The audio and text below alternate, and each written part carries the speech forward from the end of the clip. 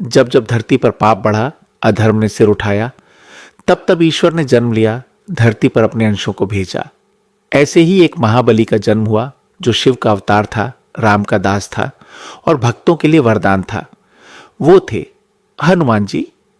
आज हम जानेंगे उनकी बाल लीलाओं से लेकर रामायण में उनकी अद्भुत वीरता तक की यात्रा। तो चलिए आरंभ करते हैं हनुमान जी की वो पावन कथा। 1। पवन पुत्र का जन्म किसी समय किष्किंधा पर्वत के पास एक वानर राज्य में केशरी नामक एक वीर राजा रहते थे और उनकी पत्नी थी अंजना, जो एक अप्सरा थी और तपस्या के द्वारा शिवजी से पुत्र प्राप्ति का वर मांग रही थी। उनकी तपस्या से प्रसन्न होकर शिवजी ने उन्हें आशीर्वाद दिया। वहीं दूसरी ओर राजा दशरथ ने पुत्र कामना के लिए यज्ञ कराया और जब यज्ञ की हवन सामग्री गगन में गई, तभी वह पवन देव के माध्यम से अंजना के हाथों में पहुंची। अंजना ने उसे ग्रहण किया और इसी योग से जन्म हुआ हनुमान जी का। पवन देव के वरदान से ही उन्हें पवन पुत्र कहा जाता है। जन्म लेते ही वे दिव्य तेज से युक्त थे और बाल अवस्था में ही उन्होंने ऐसे ऐसे चमत्कार किए जो किसी भी साधारण बालक के बस की बात नहीं थी। 2. सूर्य को फल समझकर निगल जाना। एक दिन हनुमान जी सुबह उठे तो उन्हें बहुत तेज भूख लगी। उन्होंने आकाश में उगते हुए लाल सूरज को देखा जो उन्हें एक लाल रसदार फल जैसा लगा। बालक हनुमान ने छलांग लगाई और सीधा सूर्य की ओर उड़ चले। देवता घबरा गए। इंद्रदेव ने अपने वज्र से उन्हें रोका और बाल हनुमान बेहोश होकर पृथ्वी पर गिर गए।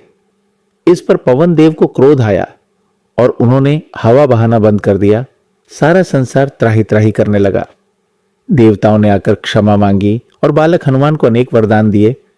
ब्रह्मा जी ने उन्हें अमृता दी, विष्णु ने उन्हें पराक्रम, शिव ने उन्हें असीम बल और सरस्वती ने उन्हें ज्ञान का वरदान दिया। 3. बाल हनुमान की शरारतें। वरदानों से संपन्न बाल हनुमान बड़े चंचल और शरारती थे। वे ऋषि मुनियों की पूजा में बाधा डालते, ध्यान लगा रहे साधुओं की जटाएं खींचते और फल चुराकर खा जाते। एक दिन ऋषियों ने उन्हें श्राप दे दिया कि वो अपने बल और शक्तियों को भूल जाए और जब समय आएगा तभी उन्हें याद आएगा।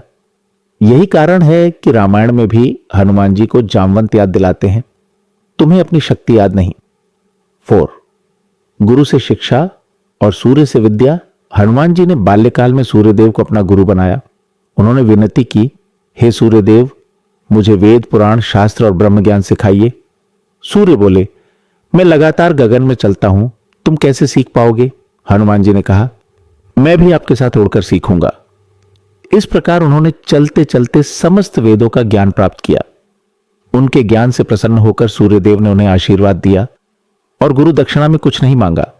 लेकिन हनुमान जी ने आग्रह किया।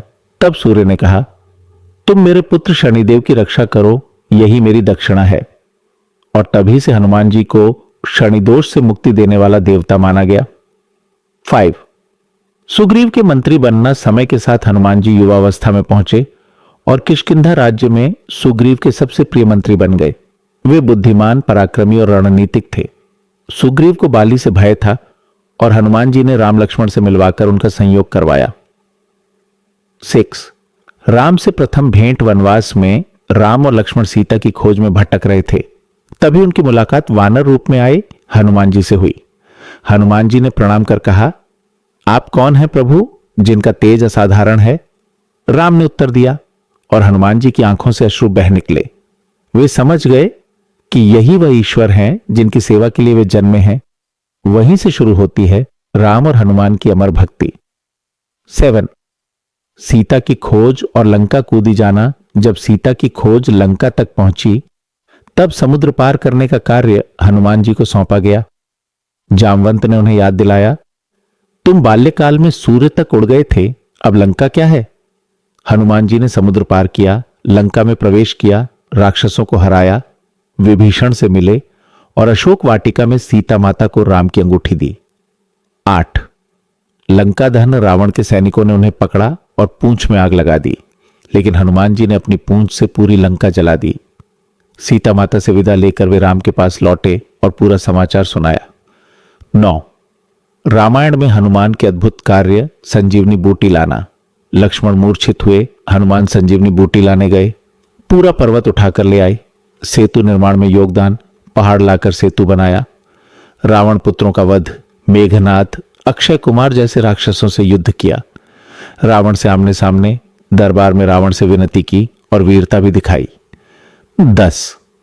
राम का राज्याभिषेक और हनुमान का सम्मान। लंका विजय के बाद जब राम अयोध्या लौटे तो उनका राज्याभिषेक हुआ। राम ने हनुमान को सबसे बड़ा सम्मान दिया। जिसे मेरी भक्ति चाहिए उसे पहले हनुमान की भक्ति प्राप्त करनी होगी। 11.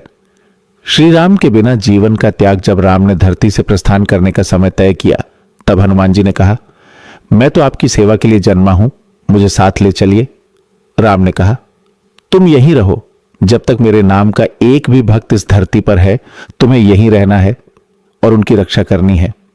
तभी से हनुमान जी चिरंजीवी कहलाते हैं, जो आज भी जीवित हैं। 12. आज के युग में हनुमान जी आज भी जब कोई संकट आता है तो लोग कहते हैं, संकट से हनुमान छुड़ावे, मन क्रम वचन ध्यान जो लावे। हनुमान चालीसा का पाठ हो, मंगलवार का व्रत हो या किसी शनि दोष की मुक्ति, हर जगह हनुमान जी की कृपा अमूल्य मानी जाती है। हनुमान जी केवल शक्ति के प्रतीक नहीं है, वे विनम्रता, भक्ति और सेवा के भी प्रतीक हैं। उन्होंने दिखाया कि ईश्वर की भक्ति में कितनी शक्ति होती है। यदि मन में श्रद्धा हो और सेवा की भावना हो तो इंसान भी देवता बन सकता है। जय